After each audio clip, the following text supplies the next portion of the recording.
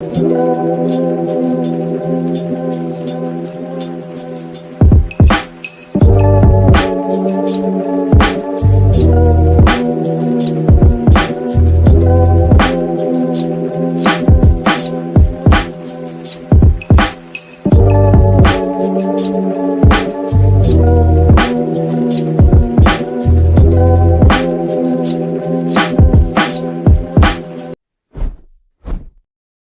everybody, welcome back to the Michael Talks Football channel. Let me just move the camera a little bit that way. There we go. Now it's a better angle.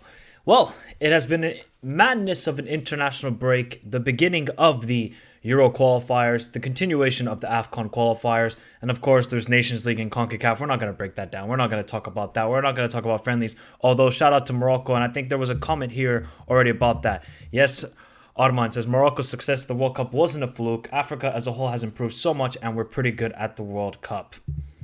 An incredible result, and I mean just incredible achievement that Morocco are doing. And it ain't no fluke. It ain't no fluke, and they're trying to prove that each and every time. The key for Morocco is you better damn win the Afcon next year, or at least make it to a semifinals final, because you haven't done well in the last couple editions. The last time I think they were in the final was 2004. But people, if you're watching on replay, give me your thoughts of your nation, whether it's in the Euro qualifiers, Afcon qualifiers. Let me know in the comments down below. We should be already hitting the like button, subscribing to the channel if you are new around here. We should be immediately hitting 25 likes as all of you are in the house. Big up to Radical, big up to 1-4, big up to Sebastian, big up to Penguin. Who else we got in the house? We got Zane. We're going to talk about mixed sauce. We're going to talk about mixed sauce today. Big up to Whaley Pan. How you doing, Whaley? Big up to Albert. Big up to Matt. Big up to everybody in the chat. So how we're going to do this is we're going to be here for about 45 minutes to an hour. We don't need to go into deep analysis of every game, people. We're just going to break down, look at the groups, how the groups are kind of going about, and then we'll just give our opinions on it. So no real deep analysis today.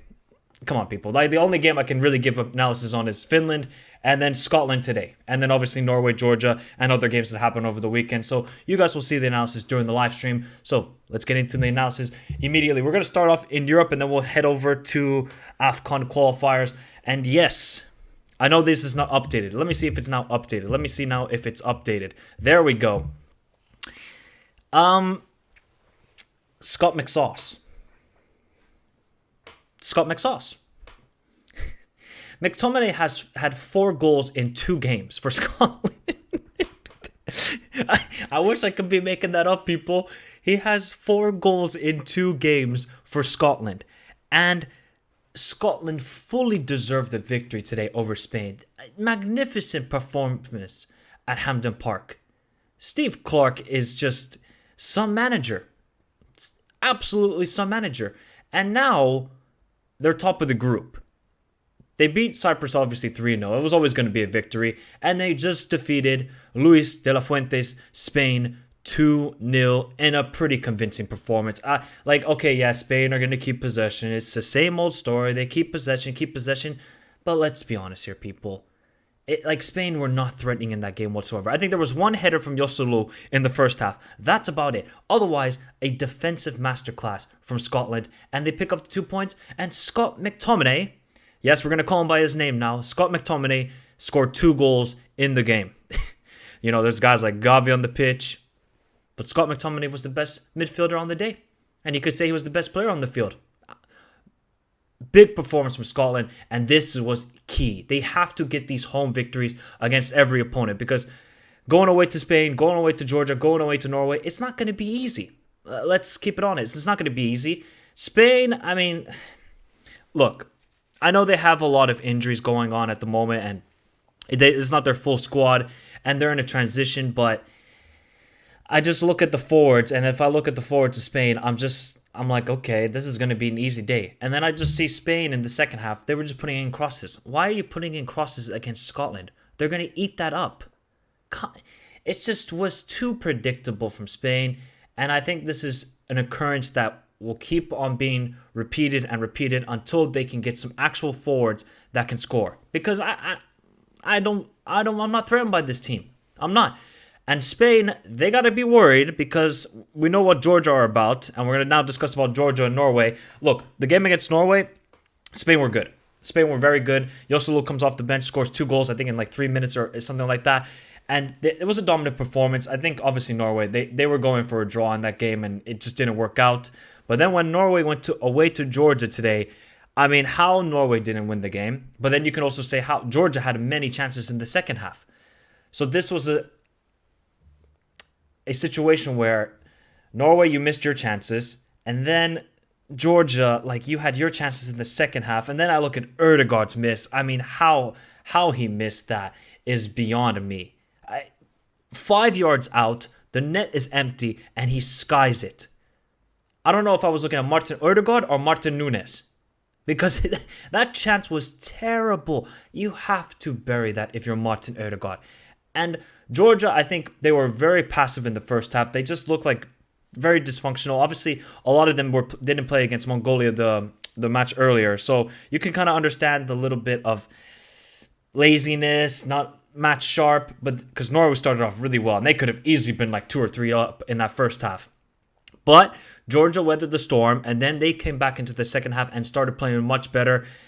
And I think it was a deserved 1-1 draw, but I feel like if you're Norwegian or if you're a Norway player, you're going to be thinking to yourself, how on earth did we not win this game? And they have to pick up these points because now they got 1 point after 2 games. Now, it's not the end of the road, and there's a lot of games still to go. There's 8 games to go. They're still going to host Scotland. They're still going to host Georgia at home. They're going to have Spain at home.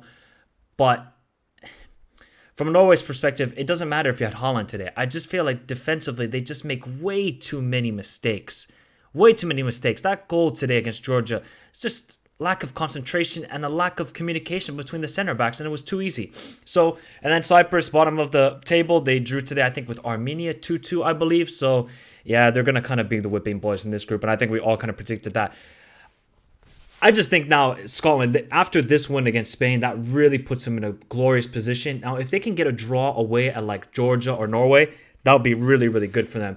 And this is going to be a fascinating group, in my opinion. Let me know your thoughts in the chat, guys. Let me know your thoughts in the chat of Scotland and Group A. Let me know your thoughts. Big up to Zane, says they'll be drinking.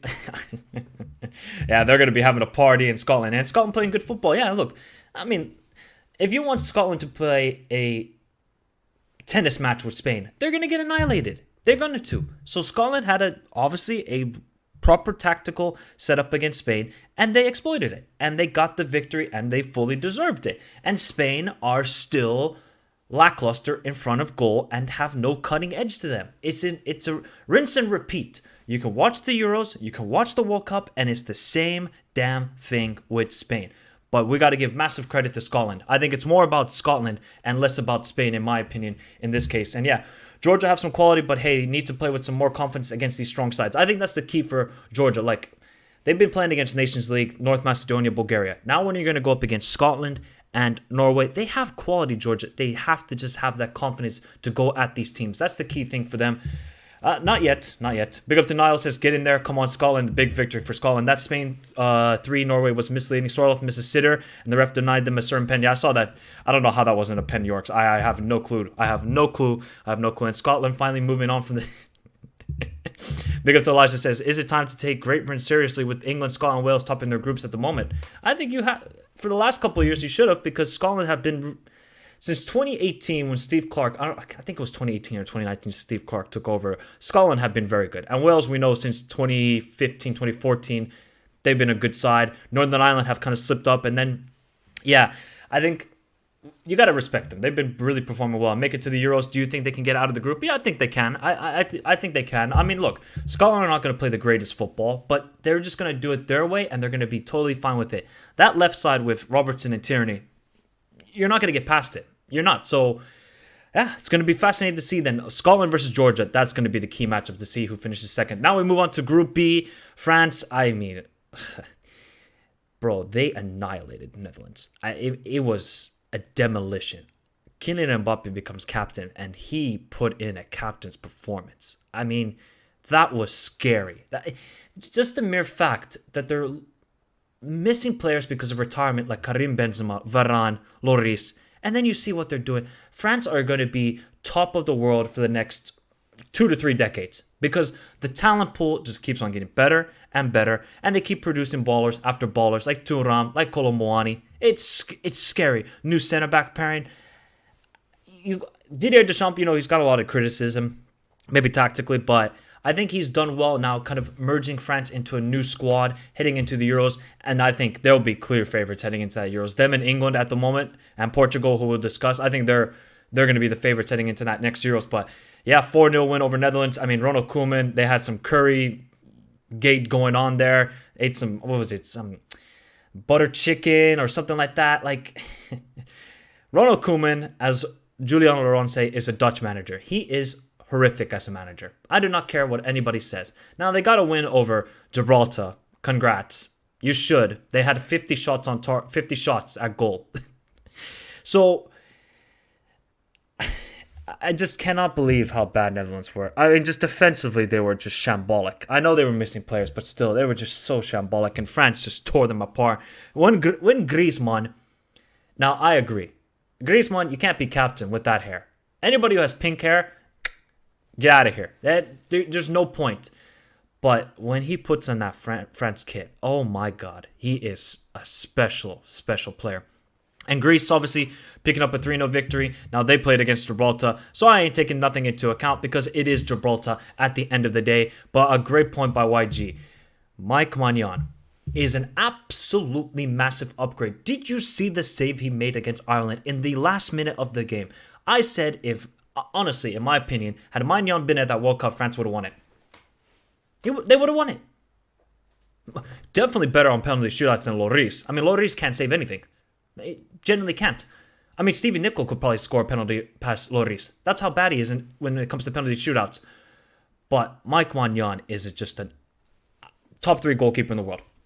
Top 3 goalkeeper in the world. I don't care what anybody says. You can say Serie tax, whatever. Mike Maignan is an absolutely big upgrade, and he is going to be vital for France for many years to come as well. And I think for Ireland, they put in a decent performance against France, but their real opponents are going to be Greece and Netherlands. Because we just see France are just a quality above everybody else. And I think if you're the Dutch, you got to kind of be worried. And then that performance was just shambolic. It really was. So when you go up against Greece and Ireland, it's not going to be easy. It really isn't. Big up to Penguin says, we lost because Koeman is a coach. He put Taylor in the first 11 while being in the worst form of his life. I agree, but also there could have been a lot of injuries towards it as well, and needed to be subbed off after 30 minutes. We are doomed with Koeman. I agree. Ronald Koeman is a terrible manager. I don't know what they were doing in that situation. Big up to Loon Arc says, Ireland had 2 shots on target all match. It was 2 dangerous headers, and Maignan saved both with absolute class. It just shows you what a quality keeper can make a difference. He is so, oh my God, he is magnifique. Magnifique is Mike Maignan. Magic Mike Maignan, man. That's why AC Milan and Napoli could get interesting just because of Mike Maignan. Remember, people, hit the like button. We got 45 of you in the house. We should be hitting 50 likes. I mean, what? Come on, people. Come on. We should be hitting 50 likes. So let's go on to Group C. England, obviously, top of the group. Should be. They got a good victory in Naples, even though the first half, I thought they were marvelous. England were marvelous in that first half. The second half, it's just Southgate. It's Southgate. You're up 2-0. Kill the game off. Get a 3rd goal. If you're going to allow Italy to get a goal, Retegui obviously scored on his debut, the Argentinian, now Italian, obviously making his debut, playing for Tigre. I don't get it with Southgate sometimes, man. This is why you can't trust this manager when it comes to big games. When it comes to big games, he's going to be too defensive and allow the big teams to grow into the match. Because Italy could have easily equalized in that second half. England could have killed them off 3-0. If Grealish just... Somebody explain to me how Grealish missed that one chance. Put it with your side of your foot. Instead, he tries to go for like the side of his... Like he's Roberto Carlos or something. Bro, Grealish, that was a horrific miss.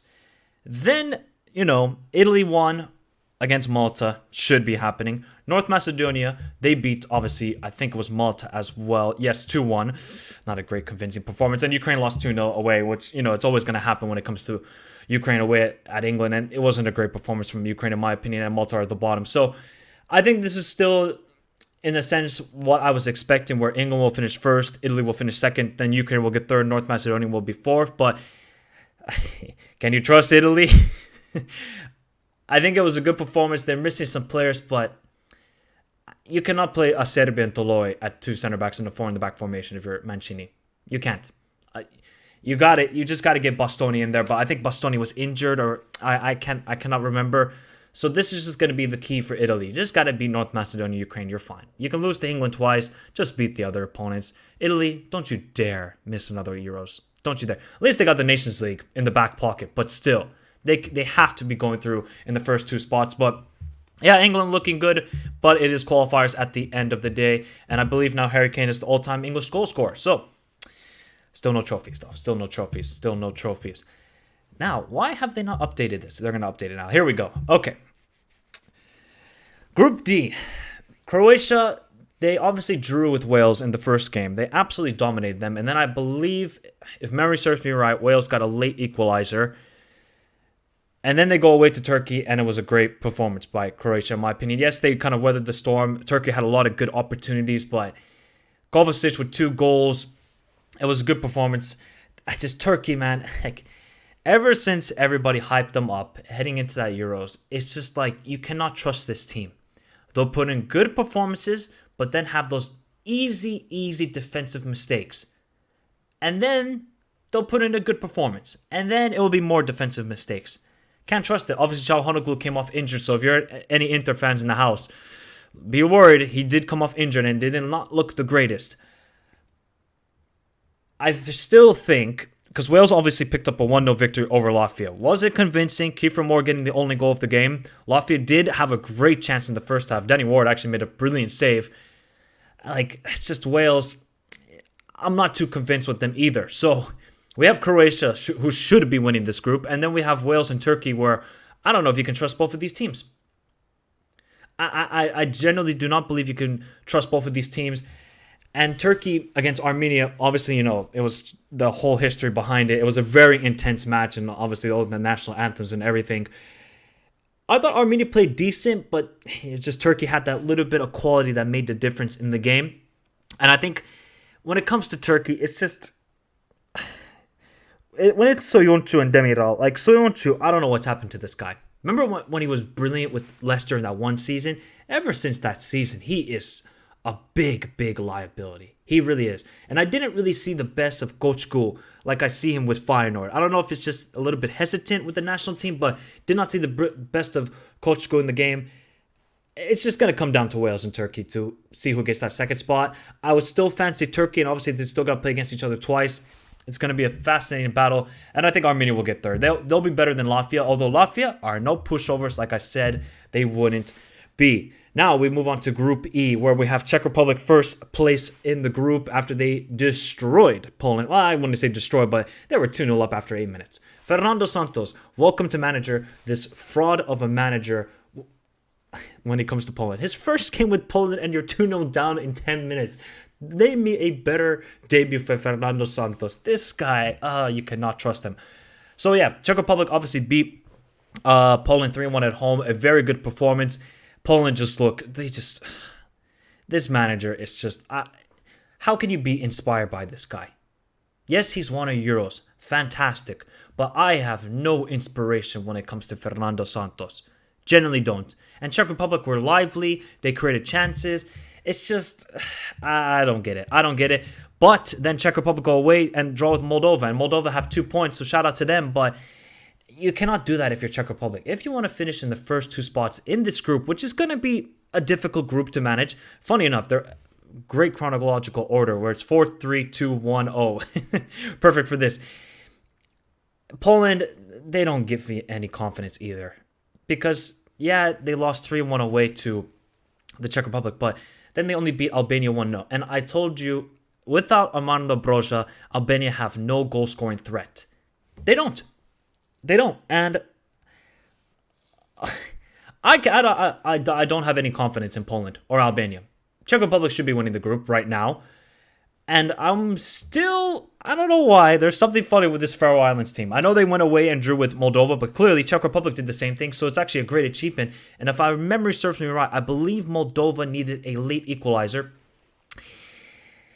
It's just, this is not look, I would kind of agree. It's not the strongest of groups, and we kind of see Poland are fading away, and life after Lewandowski is going to be tough for this national team. And Albania, under obviously Silvino and Zabaleta. If you guys didn't know, Zabaleta is assistant manager of Albania. It's just they don't have really good attacking players. Like they have some decent, but if without Broja, I just don't think Albania have that. They're gonna have to win games 1-0, especially against Czech Republic and Poland. Obviously, if against Moldova and Faroe Islands, they're gonna get the goals. I just think it's still gonna come down to when Poland has to go away to Albania, and Albania still gotta play twice against Czech Republic. So we'll see what happens there. Now, Group F. Group F. Ay, ay, ay. Big up to Michael Brown says, will national teams that win the UEFA Nations League tournament, will they automatically qualify for the Euro 2024 tournament, or could they go through a knockout stage if they don't qualify from their groups? Now, if I'm not mistaken, now obviously you guys can fact check me in the chat. I believe if you win the Nations League, you automatically qualify to, so all the teams that qualify to the Nations League final tournament, like the semifinals, the final 4 teams, they automatically qualify to the playoffs. So they're fine in that aspect. So if they miss out through the groups, they go through the playoffs then. That's, I think, how it works. Now, if you win the Nations League, I don't believe you qualify to the Euros if you didn't qualify. Like, let's say Italy, they come third in the group and they win the Nations League. They still got to go through the playoffs, which is pretty crazy to me. I believe so. You guys can let me know in the chat if that is correct.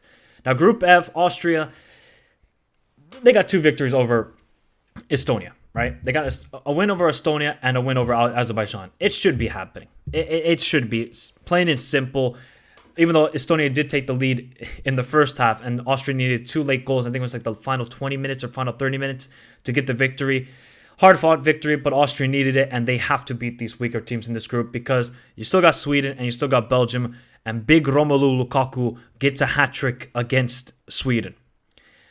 You know what? I'm kind of fancying Domenico Tedesco as manager of Belgium. I don't know why. I feel like now that he's switched to a 4-3-3 formation, he's got Mangala and Onana with KDB in the midfield. I think that's a lot better than what they've had before. And then Luka Bacchio, Lukaku, and then Carrasco. It's a decent front 3. Is it the world's best? No, but I think there's a new aspect when it comes to Belgium, and I'm quite liking the looks of it. And I think Tedesco, which was a very interesting hiring in a sense, like he's still a young manager and he goes into international football. Interesting choice by him. But then he drops the 3-piece on Sweden. And then Sweden, they go back and they beat Azerbaijan 5-0, even though they had like 40% or 45% ball possession. They had less ball possession than Azerbaijan. Carlsen scores a ridiculous free kick. And then all Sweden were talking about was the interview with Janne Andersson, which was just... you win 5-0, and the biggest talking point wasn't even about the 5 goals. It was about the interview, which is hilarious to me. And that was a big victory for Sweden. They need it for the goal difference. It's going to come down to Sweden and Austria. I still think Belgium will win this group. And Estonia and Azerbaijan, they're just playing to see who doesn't finish last in the group. It's just simple as that. So, yeah, I think this group is kind of going how I expect it to. And we'll see what happens when Austria and Sweden play against each other. I believe, are they playing in June? Oh, they are playing in June. 20th of June. Austria got a big month in June. They got to play away to Belgium first and then at home against Sweden. Oy, that is going to be tough. And let's see where Austria are after that, because it's not going to be easy. It's not going to be easy. Remember, people, have you done so already? Hit the like button on the stream. Let's get it up to 40 likes in the chat. Yeah, Mom Potter says, Janne Andersson needs to give Carlsen more playing time. Winning 5-0 clearly wasn't enough. He only gave Carlsen, what was like 8 minutes in 2 games, and he scores a ridiculous free kick. It's just ridiculous. Yeah, and Belgium beat Germany. Yep, exactly. I don't know what Hansi Flick is doing, by the way. To all the Germans out there, fix your national team. This is disgraceful what's going on. Come on, Hansi Flick. This guy was rated as the best manager in the world, and he is getting schooled by Tedesco, and it's just not good enough. It doesn't look good enough. Okay, so Group G, we got Serbia up top. They got a victory over Lithuania at home. Should it be happening? And then away to Montenegro. Even though it was 2 late goals from Vlahovic. I think Vlahovic scored 3 goals in 2 games. Very intense. Obviously, they used to be a country, Serbia and Montenegro. But then, obviously, what happened. And then, I think Montenegro, they put up a good performance. And I said this when I was doing the predictions and the preview, that Montenegro, they're not going to be the sexiest team to watch. They're going to make it tough life. They're going to make it a 1-0 scoreline. They got the 1-0 victory away in Bulgaria, and they held Serbia for a very, very long time. But then when you have that quality like Vlahovic, it makes the difference. Now, Allegri, can you use Vlahovic correctly? That would be very nice. That would be very nice indeed. And I think Hungary, look, Soboslai is an absolutely ridiculous player. That free kick he scored against Bulgaria, insane. And the guy is such a special player. I absolutely love Soboslai. And I think Hungary, they're such an underrated team. I don't think a lot of people give them a lot of praise because, they don't have a lot of big names. Obviously, it's Soboslai, Orban, and these sort of guys, but they're a really good team. And I think they're going to be a sneaky team in the next Euros. They're going to be a very sneaky team.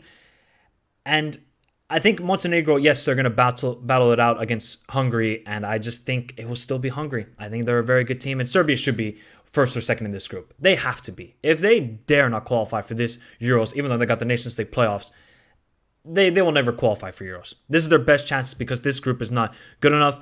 Lithuania, they're going to struggle, and then Bulgaria, I mean, Mo, you said it. I don't know what to say anymore about Bulgaria. This is getting worse and worse for them. Big up to Dejan. I didn't watch the game, but I did hear it was quite intense. I did see the goalkeeper. Now, is it the backup goalkeeper for Serbia? He was like going to kick the ball at the crowd. Yeah, it was insane to see the highlights. Is Lukaku turning the corner? He scored in the UCL. Now the international break, and he's been decent recently in Serie A. Don't worry, SSB. He's getting ready to return to Chelsea. That's the thing here. I don't know. Look, it's been decent performances from Lukaku. Maybe because after the Inter-President made those comments about him with, the weight and everything, which to me is ludicrous that you make that sort of comments about your own player. I think he's getting a lot better, but it's still not that Lukaku that we saw under Conte. It isn't. My Hansi agenda gets stronger each break. From my experience, Krastajic is a bad coach, so I don't expect anything from Bulgaria soon. Yeah, it's not going to be good. And do you think Hungary can make the next World Cup? I think they can. Marco Rossi is a very good manager. They got a philosophy, and they know what they're doing. Look, they beat England 4-0. They're beating the teams they should be convincingly. Now let's see what they can do against Serbia. That game against Serbia and Hungary, that's going to be a good watch in my opinion. Really good watch. Now we move on to Group H. Now this is a bit wild, right? Obviously, my nation's in this group. So Slovenia are top of the group. They came back and beat Kazakhstan. They were 1-0 down in the game. And then second half, they put in a good performance. I feel like Kazakhstan just maybe a bit too passive, really. A little bit too passive. And then obviously Slovenia beat San Marino at home. Let's be honest here. They're going to beat San Marino. Everybody's going to beat San Marino. But then we get to Denmark. Now, Denmark obviously beat my nation 3-1. Thank you to everybody who joined the watch-along for it. It was a Rasmus Højlund show and Lucas Hradecki show. That's what it was. And Rasmus Højlund scored a hat-trick. And then what does he do? He scores 2 goals against Kazakhstan. But you know what Kazakhstan said? They said, hold my beer and watch this. They scored 3 goals in the final 20 minutes of the game. I was out on, I think it was Sunday, the game. Yeah, it was Sunday. I couldn't believe when I got home, because I hadn't checked any of the scores. I look at my phone and I saw 3-2 Kazakhstan. I said, okay, cool. Maybe, they took a 2-0 lead. Maybe then Denmark came back and equalized the game 2-2. And then Kazakhstan got a winner. They were 2-0 down in the game. And they still won 3-2. Honestly, big up to anybody from Kazakhstan watching. I think we got one subscriber from Kazakhstan because he sometimes comments on the videos. Shout out to you guys. I mean, I said that this team are improving. Just what I was watching in the Nations League, I was like, you know what? They're actually building something good here with Kazakhstan. But that equalizer, I agree, bro. That equalizer from Tagi Bergen against Schmeichel. Schmeichel ain't no mug. He ain't no San Marino goalkeeper. Kasper Schmeichel, yes, he's getting older. He's not that same goalkeeper. Was absolutely ridiculous.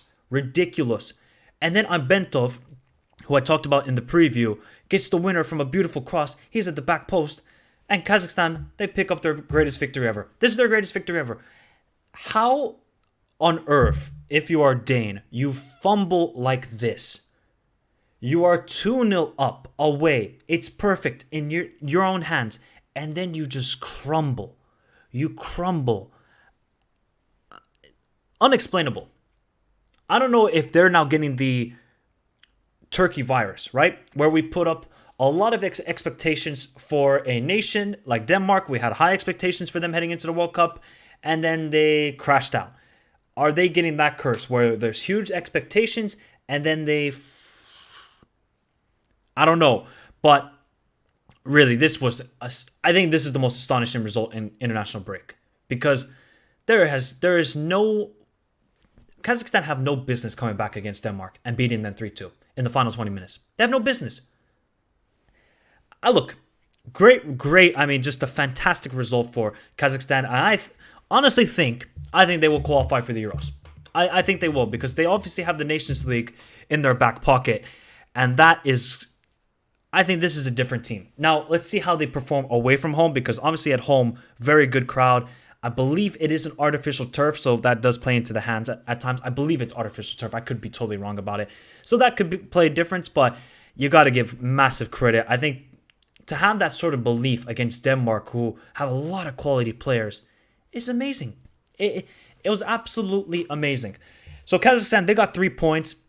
Let me see who they're playing in the summer. So they're going to go away to Northern Ireland and away to San Marino. Okay, so they'll pick up 3 points against San Marino. Northern Ireland, let's see. If they can beat Northern Ireland away, Kazakhstan might be for real, people. They might be for real. Denmark, do we question Kasper Hjulmand? Do we? Do we question Schmeichel? Some questions got to be asked. You cannot fumble like this if you're Denmark. You have so many high-quality players. So let me know your thoughts in the chat, and if you're watching on replay, should we start questioning a little bit more Kasper Hjulmand and how he's doing with this team? Because they should be doing a lot better based on players. But Rasmus Højlund is an absolute baller, and he might be going in the summer for 50 million. And who that might go to, I have no clue. But the pace this guy has is Haaland-esque. He's got finishing. He just needs to work, I think, on his close control, and he is going to be a scary player. But yes, I agree, Kevin. Denmark should still be qualifying easily. They should be. Now, Finland against Northern Ireland was an absolute bore fest. The match was atrocious. Finland were terrible. Just terrible performance. And the team got a lot of criticism here in Finland for how bad they were on the ball. They were just terrible, man. So they get the win. Benjamin Kohlman gets the only goal of the game. Now, I don't know what Yorks is saying here. Finland lucky to beat Northern Ireland. I mean, you could say lucky, but did really Northern Ireland create glorious opportunities? No. Robbed of a goal? No, that was a clear handball. That was a clear handball. And I'm usually very unbiased here. So you can trust me. That was a handball. I would tell you if that was if I thought Northern Ireland were robbed, I would tell you. That was a handball, clear as day. And I think Finland gotta fix up. I still don't think this team are going to qualify. I still think it's going to be Slovenia and Denmark. But if Finland can beat Slovenia at home, June 16th, I will be going to that game. If Finland can beat Slovenia at home, then I'll start believing again. It's just based on these two performances, they were terrible. So there needs to be a lot of fixing up for this Finnish team. I think for Northern Ireland, you beat San Marino away, but then you lose at home to Finland. It's not the end of the world, but it makes your life a whole lot difficult if you want to get one of the top 2 spots. But this group is really well balanced, and I think that this June break is going to be very interesting because Slovenia have to go away to Finland and at home to Denmark. If somehow Slovenia can get like 3 or 4 points in those 2 games, they might even finish top of the group. They might. Yeah, and Denmark are missing Christian Eriksen, but they have a soft underbelly, as we saw in the World Cup, failing to qualify from their group, losing to Australia. Yes, I agree. And yeah, Radecki made some good saves. Yeah, he made one quality save against Northern Ireland, and then against Denmark. I mean, it could have been 6-1. I mean, Radecki pulled off some magnificent saves. He was easily man of the match for me. Easily. So I gotta just hope that somehow Finland can somehow beat Slovenia at home. If that can happen, I'll start believing again. And I need to see a better performance. Kyllä mä oon paras, kyllä. Me tarvitaan voittaa Slovenia vasta kesäkuussa. Ootko menossa siihen matchissa? Ootko menossa? Sano mulle, jos oot menossa. So Group I, we got 2 more groups to go, people. Let me know your thoughts in the chat. Hit the like button on the stream. We should be hitting 50 likes. Subscribe to the channel if you're new around here, as we have a review of Euro qualifiers and Afcon qualifiers. Switzerland, easily, they're going to top this group. Easily. Like I knew they would. This team are so good. They might have a couple of missing players, but they have a lot of good youngsters. Now there's this new guy from Basel, Amaduni, scores today against Israel. Switzerland are just a fantastic team. They're just a juggernaut. They're just a machine. You miss a couple players, you add some new players, and it still looks the same. Now Romania, they got the fortunate of playing against Andorra away and Belarus at home. They should be picking up 6 points. Should be. Now, Kosovo.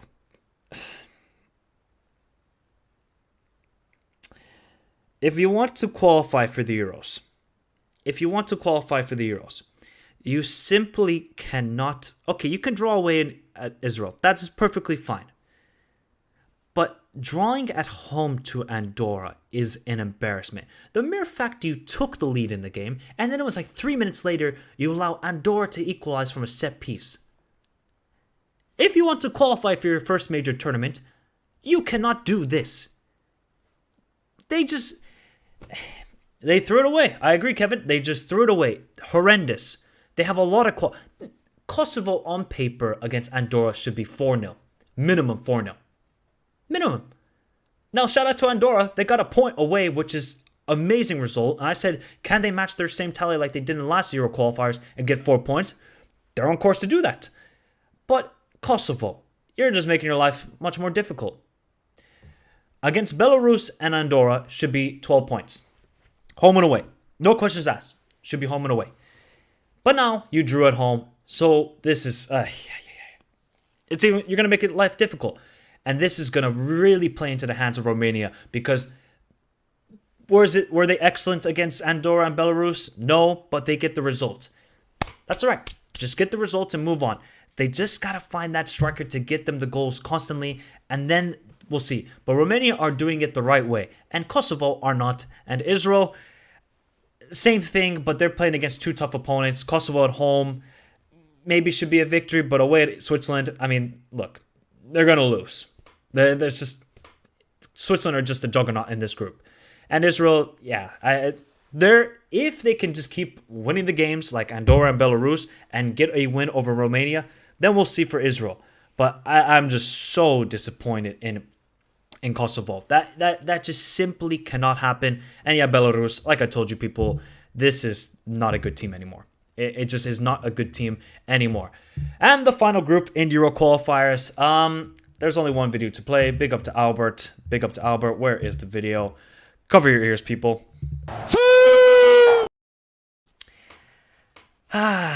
They were in 2016. They were in 2016 in the Euros. They were in 2016. So yeah, look, Portugal played against Liechtenstein and Luxembourg. Do you really want me to discuss about it? Now, although Luxembourg did go away to Slovakia and get a point, and they are actually quite a decent team, I was surprised that Luxembourg actually got destroyed at home. They actually opened a new stadium. Looks quite nice, Luxembourg. Shout out to you guys. You're really improving in football. I saw your under-19s beat a high-quality team. It was yesterday. So I'm telling you, Luxembourg are getting better and better. But, I mean, Portugal, Now, it's just interesting with Roberto Martinez. Is he really going to play a back five at the next Euros? Is he really going to do that? Portugal got the players to do it, but I don't want to see, when it comes to a big game, I don't want to see Roberto just going into his shell and just being like, let's just keep the lead. Oh my God. No, you can't do that if you're Roberto Martinez. You have too many quality players. Take it to the opponents. Ronaldo scored how many goals? 4 goals? All right, cool. Yes, I know it's a 3-5-2, but it's basically a back five, Sebastian. It's basically a back five. So yeah, I mean, Portugal should be winning this group. they just got too much quality. I mean, on a paper, Portugal are, you let me know, people, are Portugal the second best team in Europe on paper? I think France are still number 1, but number 2, it's Portugal. So they should be easily qualifying for the Euros. Let me know your thoughts, people, in the chat. Big up to George. He says, obviously from Portugal, says, wasn't initially a fan of Martinez managing but been impressed with how monstrous we have been, but we can only judge the Euros. Exactly. Look, George, I am not putting any stock into games against Luxembourg and Liechtenstein. Even though Luxembourg, I was surprised it was 6-0. 3-0, I would be like, okay, expected. 6-0, I'm like, okay, maybe Roberto's cooking something here, but you can't put too much stock into it. Now, if they beat Bosnia like 5-0 at home, I'm like, okay, now he's stirring the pot. He's stirring the pot, because that would be a ridiculous performance if they were able to do that. Now let's get on to Slovakia and Bosnia. So Slovakia, let me know your thoughts, people. Who do you think is finishing first? Who do you think is finishing second in this group? Obviously, I think most people will say Portugal finished first, but who do you think is going to finish second? Now, Slovakia drew 0-0 at home against Luxembourg. Wasn't the greatest performance, but then they beat Bosnia at home 2-0. And it was a convincing performance. And then I think if you're Bosnia, okay, you beat Iceland at home 3-0. Everybody's hyping it up. I see Hirvisak, shout out to Hirvisak, saying, yes, Bosnia are going to qualify. I think he jinxed them because then they go away to Slovakia and put up an absolute stinker performance. Bosnia are like Turkey. They look good for one game and then they look bad the next game. You cannot trust this team. And I don't know tactically what Bosnia were doing in that game against Slovakia. They had the same exact 11. Žeko didn't start either game. I was like, what is going on here? It was diabolical performance. They just looked lethargic. They thought they could go away to Slovakia and say, we can get the win here. But Slovakia said, no. It ain't going to be that easy.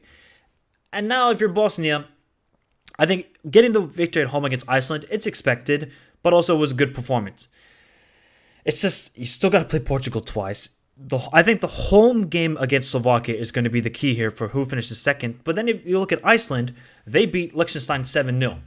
So they did better than Portugal. Now, I want to highlight a player, people. I want to highlight a player here for Iceland. Remember this name, Haraldsson. Remember this name, Haraldsson. He's only 19 years old from FC Copenhagen. Ridiculous player. I've seen some highlights of him. I think I saw a full game a couple weeks ago for FC Copenhagen. He's going to be a ridiculous player. Just remember the name, Haraldsson. That's all I'm going to say. And look, Luxembourg, they played two tough opponents, Slovakia and Portugal, so I think they'll be happy with 1 point. And they just got to hope they can get the victories against Bosnia at home and Slovakia at home. And then get a double over Iceland. And Liechtenstein, they're just the whipping boys. It's just simple as that. It's simple as that. Okay, still 0-0 between Morocco and Peru. All right. Oh, yeah, they got the friendly going on right now. And Portugal first, Bosnia second, says Sammy. Yeah, I would agree with that. And yes, we got the S2, says Slovakia will make the Euros from pot 5. Ooh, pot 5. Big up to YG, says he's my FM wonder kid since last year. Crazy to see him play in real life. He is YG. Watch him in real life, bro. He is ridiculous. He's a ridiculous player. Big up to Doug, says no Scotland, no party. No Scotland, no party. He's loving life. And yeah, scored in the UCL versus Dortmund. Great talent. He is a great talent. He is a really good talent. So that is all the coverage of the Euros. We're going to quickly go over to the Afcon and we're not going to give a deep analysis because I didn't watch any of these games. I'm only judging these by highlights, people, and then just sort of reactions and articles I read. But Nigeria lose to Guinea-Bissau at home. And there's only one video you can play with. That is blasphemous! Now, they did beat them away. But I would like to remind people that Guinea-Bissau are 118th. And shout out to Guinea-Bissau. They've qualified for 3 straight Afcons, trying to make it 4 in a row. I only know one player, like I said in my shorts video, Jorginho from Ludogorets. He was actually quite decent when I saw him in real life. I was like, oh, this is a decent player. They only scored 1 goal in 2 games, Nigeria. With all that talent, Victor Osimhen, Lukman, Mofi, do I need to go more and more? I don't know what to say about this team anymore. I don't. Jose Pizarro, you can say, what is he doing? But, yeah, it's not good enough. It just simply is not good enough. And I think if you're Nigerian, like, heading into the next Afcon, do you have any confidence in this team winning it? Because I don't. At this moment, they're quarterfinals max. I see better teams in Africa at the moment. I see a lot better teams. Now, it gets interesting for June because Sierra Leone are going to host Nigeria and Guinea-Bissau are going to play against Sao Tome and Principe. If Nigeria win and if Guinea-Bissau win, they're both through to the Afcon. And Sierra Leone will unfortunately not be making it to back-to-back Afcons. So that game for Nigeria away at Sierra Leone is not going to be easy, and if they lose, they'll play Sao Tome and Principe, which should be a W, but that is going to put a lot of pressure then on Guinea-Bissau because the last game is going to be Guinea-Bissau and Sierra Leone in, I think it's September, I believe. Yes, it is September. So we move on, people. We move on. Beat away with a penalty with all that attacking talent, I cannot imagine. And Lunark says, did you see that there's a huge scandal in Nigeria because an amateur player was called up for the national team? Really? I mean, Loon, I wouldn't be surprised. I really would not be surprised about this. It's sad. It's sad. It's sad. Yeah, it's sad to see Nigeria like this. Look, the country absolutely love football. They love football. They're like JJ Okocha, man. When I was growing up, he was one of my favorite players. But it just seems like the whole structure. Imagine if the Nigerian national team had the structure like Morocco. Do you know how good they would be? Coaching, the academies, the pitches, everything. In my opinion, Morocco are the clear example of what every nation in Africa should strive to be. Not just on the pitch and how well they're performing, but how much work they do off the pitch as well. They're the prime example at the moment. Now we move on to Group B, where it's Burkina Faso and Cape Verde. Now, Cape Verde, they have the audacity to draw at home with Eswatini. Now, I don't know what you're doing, Cabo Verde. You cannot be doing that, but they will still be qualifying for the Afcon. And of course, Burkina Faso, I think the most underrated team in Africa alongside Tunisia. They'll be both making it to Afcon. They will be. It's just Cabo Verde had a little bit of a blimp, but it'll all be fine. Now, this. Namibia. Shout out to Namibia. I don't think they were at the last AFCON. I think they were at the one prior to that, I believe. Or I know they've been in one of the last three AFCONs. So they're no slouches. They got 4 points out of 6 against Cameroon. I repeat, Namibia got 4 points out of 6 against Cameroon. Oh, did Burkina Faso qualify? I mean, of course they did. Of course they did. I did not see it. TH, because is it from today's game? Because I haven't seen the highlights yet. I didn't watch the game, people. I didn't watch the highlights. But Namibia beat Cameroon. I just have to question Rigobert Song at this moment. And Eto'o. What are you guys doing in the FA? We all love Eto'o. Eto'o is one of the best strikers I've ever seen. One of the most underrated players ever. People don't give enough praise to Eto'o. But as the president of the FA, you cannot be hiring your friends. You cannot be hiring your former teammates if they're not good enough. And Rigobert Song is showing his lack of experience and lack of tactical ideas. I think he was the manager of it's like the African Championships, or they only use players that play in Africa. And he was the manager, and they went out of the group stage, if memory serves me right. I don't think he's a good manager. And as long as he's manager, I don't think this national team will get any better. They should be beating Namibia. They should be winning this group. 4 games played and 4 wins. No discussions. Now.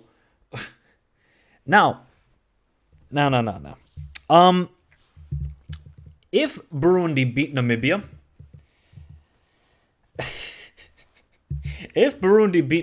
which is not at the realm of possibility, they'll be on 4 points. That game between Cameroon and Burundi, if Burundi dare beat Cameroon, or they could get a draw based on goal difference, Cameroon will miss the AFCON. Oh,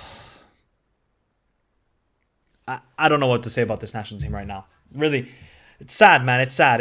They have such a good team, but I don't know what's going on at the moment. Okay, Mike, the winning goal was a free kick that went through Cameroon's wall. This is what they were doing in the locker room after.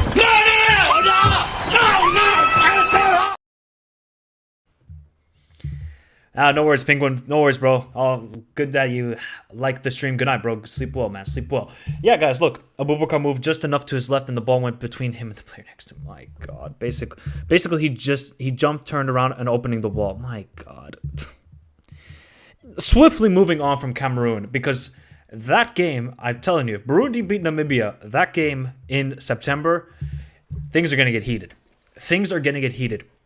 Now, what could have been a bit of a disastrous March campaign for Egypt turned out to be very promising. They beat Malawi 4-0 away and 2-0 at home. Mo Salah getting 2 goals in the 2 games. And Egypt looked quite decent, but they should be beating Malawi. And Guinea picking up 2 victories over Ethiopia. Even Naby Keita scored. I mean, this guy can't stay fit for Liverpool, but when he puts on that Guinea shirt, he turns into the best midfielder in the world. I don't understand. But now this group is kind of merging into, okay, Egypt and Guinea, you're going to the next Afcon. They're going to play against each other in June. Now, if Ethiopia and Malawi draw in the next game, they'll be both going to the Afcon. So I think this group is kind of done after both teams were very, very convincing performances.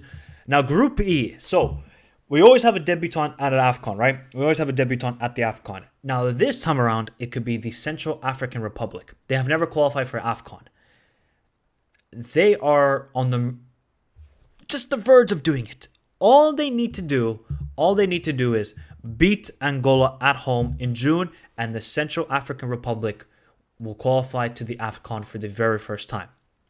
Ghana, not great performances, but you got the job done, and that's the most important thing. They're going to go away to Madagascar. Madagascar is probably the most disappointing teams in Afcon qualifiers, I would say. I think they're the most disappointing. And it's a great result for Central African Republic. Like, they go away to Madagascar and beat them 3-0. And then I think they beat them 2-0 at home. Like, huh? Can't really explain it. But shout out to the Central African Republic and that game in June with Angola. That's going to be intense. Very intense. Now, Group F, it's pretty much done. Algeria have qualified to another Afcon. We don't need to discuss about them. They're a great team, and we know that. So now it's between Tanzania, Uganda, and Niger. So it's going to be interesting to see because I believe it was Tanzania and Uganda. They've obviously both respectively picked up a 1-0 victory away. I would still kind of fancy Uganda in this situation, but it will be interesting to see. So yeah, guys, let me know who you think is going to qualify from Group F alongside Algeria. I think Algeria, they want revenge. After being knocked down in the group stage last time around and in quite embarrassing fashion, getting absolutely pummeled by Ivory Coast, I think Algeria are going to come back stronger in the next Afcon. I really do. I really do. So let's see what happens there. So Group G now. Yeah. Big up to YG says, we are shaky team Ghana, but we are missing a couple of players who usually would be there. Thankful for Panso being back in the team. Yeah, look, I think YG, in these games, especially going away to Angola, it's not going to be easy. They're going to be tough opponents. It's just about getting the points. That's the main thing here, getting those points. And Big up to Zane says, after we got the new manager, I knew we will be better. Yes, it's looking good for Egypt. Now, Mali is another team you cannot trust. If you guys have been here on the channel for quite a long time, I said Mali would win the last Afcon. I was like, wow, this team were looking good. And then they went out of the round of 16. So they looked good at home against Gambia. They beat them 2-0. It was a convincing performance. They have a new manager. I cannot remember his name. And then Gambia beat them 1-0 at home. I think it was Omar Colley with the only goal of the game. I haven't seen the highlights yet, so I'm going to be tuning into the highlights. But man, this Gambia team, they don't give up. Tom Seinfeld is a good manager, and just with Mali, you cannot trust him. You cannot. This group can get very interesting, and I think it's still up for. I think any of these teams can still qualify. Do not rule out South Sudan.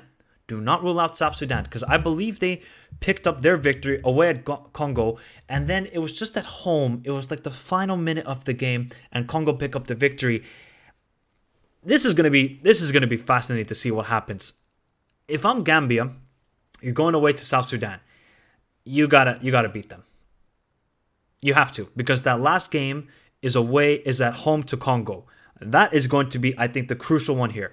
Oh, thank you, AD. I cannot believe I didn't change the background. I am... Ay. So, there we go. Now I got the perfect background for this. Man, I lost my train of thought. But thank you, AD.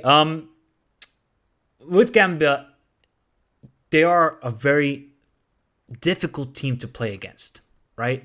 And I think Mali found that out in the 2 games. And with Congo, they're an unpredictable side. So, man, June is going to be interesting to see with this group, because if Congo win and South Sudan win, I mean, this group is all up for grabs then in the final day. So let us find out what happens then. But then we move on to Group H, where Zambia, where they should have, and they did, pick up 2 victories over Lesotho. It was a little bit scary because they were 1-0 down in the first game against... Zambia were 1-0 down in the first game against Lesotho. And then it was Fashion Sakala. And then Patson Daka scores 2 goals away from home in the second game. Should be comfortable for them. They're now 6 points ahead of Comoros. I would expect now Zambia. Their final game is away at Comoros. They should be fine. They'll be qualifying for the next Afcon and finally making a return because they missed the last one. And I think for Comoros, look, they had two games against Ivory Coast. Halera's looking good. It's just like, can you trust? Do you have enough confidence in Ivory Coast? Do you have enough confidence in them making it? Not like making it to the Afcon because obviously they qualified as hosts, but can they make it to a final? I'm not too sure, I am really not too sure about this situation. And then we move on to Group I, where we have Gabon, Sudan, and then Mauritania and DR Congo. I believe they're starting at 1 a.m., so late kickoff, and we'll see how that goes about. And we'll just have to see how this group goes with the DR Congo Mauritania, because if DR Congo can win, because they finally, they lost their first 2 games, they finally won at home, they should be making it to the AFCON. They have a very good team. But if they lose away to Mauritania, then it's looking a little bit hairy for DR Congo. It's looking a little bit hairy. I think this group is still up for grabs where any of these teams can qualify, and that's what makes it fascinating, because then if DR Congo win, they're all separated by 3 points. So this is still not over when it comes to this group. It is still not over. Then over to Group J, where Equatorial Guinea, man, they are just such a difficult team to play against. Oh, wait, I thought Tunisia, yeah, they were playing against Libya. Let me check what the score is between that game, actually, because they're still playing here, is Libya and Tunisia. Let me see what the score is right now. It is still 1-0 for Tunisia. Shock. They're keeping it a low-scoring game. They still have not conceded a goal in 4 games. Tunisia are just such a difficult team to play against.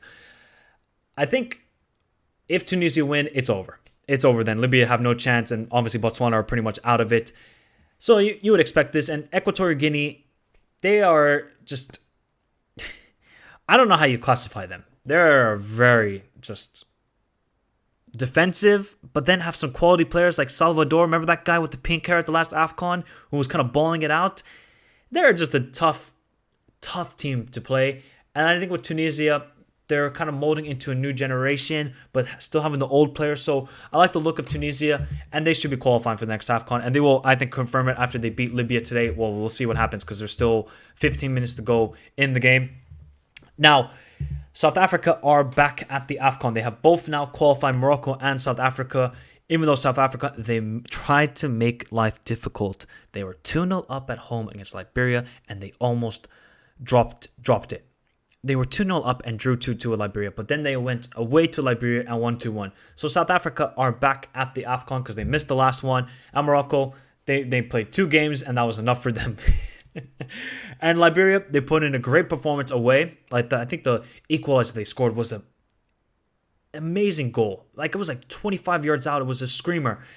And now we'll see how Morocco and South Africa. I think South Africa, they're a decent team, but are they a sort of team that's going to scare opponents? Maybe not, but I think they can get better and better. And Morocco, at the moment, they are the favorites for the AFCON. They are the favorites. Can they just live up to expectations? When there's not expectations, they kind of perform better. When there's expectations, let's see how they then perform. And the last group, Senegal have already qualified. They destroyed Mozambique 5-1 at home, and then 1-0 away at Mozambique. And then Rwanda and Benin are going to play tomorrow, so we'll see how that goes. But, Rwanda, they got a shout. Wait, I have to check. Have Rwanda ever qualified for the AFCON? I don't believe they have, Let me quickly check. Because they might be another debutant. Oh, they qualified in 2004. Oh, wow. So it's been a long time. So, hey, you cannot rule out Rwanda. And they got to play. They're playing Mozambique at home in June. This could be a promising time for Rwanda. This could be a promising time. But that is all the teams. And then these are now the confirmed teams that have qualified. Ivory Coast, Morocco, Algeria, South Africa, Senegal, and Burkina Faso. Familiar names, but South Africa obviously missed the last AFCON, and it's good to see them back at the dance, which is the African Cup of Nations. And we will, of course, be covering the AFCON when it returns next year in the Ivory Coast. Should be amazing. I would love to go do it in person, be in Ivory Coast and cover it, but, unfortunately, maybe those opportunities will come in the future, hopefully. We always hope. But people, it's been a great stream. Shout out to everybody. We had almost 55 people in the house. If you haven't done so already, hit the like button, subscribe to the channel if you're new around here. If you have any further thoughts of the Euro qualifiers and Afcon qualifiers, let me know in the comments down below. Have a beautiful day. Stay safe in this crazy world, and stay tuned for the Klassiker preview video and more videos coming up on the channel. Adios, everybody. Where is the outro? Where's the outro?